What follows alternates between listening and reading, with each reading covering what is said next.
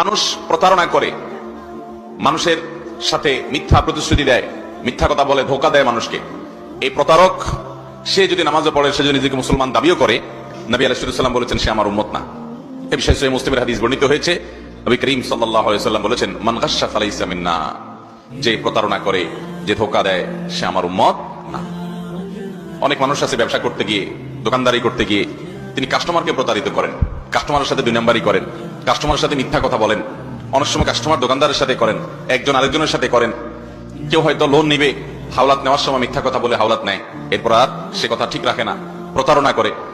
এইভাবে কেউ হয়তো বিয়ে শাদী করতে যাচ্ছে, তার সাথে মিথ্যা কথা বলে, মিথ্যা তথ্য দেয়, প্রতারণা করে। এইভাবে যার সাথেই হোক না কেন, মুসলমান হোক অমুসলমান হোক, যার সাথেই প্রতারণা করবে।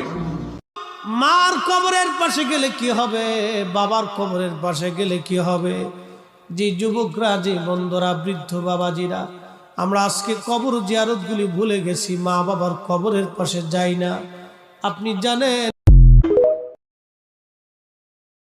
জাতীয় পরিচয়পত্র করেছেন, ভুল হয়েছে, অথবা এখনও করেননি, কি কি কাগজপত্র লাগবে, অথবা নাম সংশোধন, ছবি চেঞ্জ করতে হবে, এই জাতীয় পরিচয়পত্রের সব সার্ভিসের জন্য ফোন করবেন 105। ভিডিওটি শেয়ার করতে ভুলবেন না।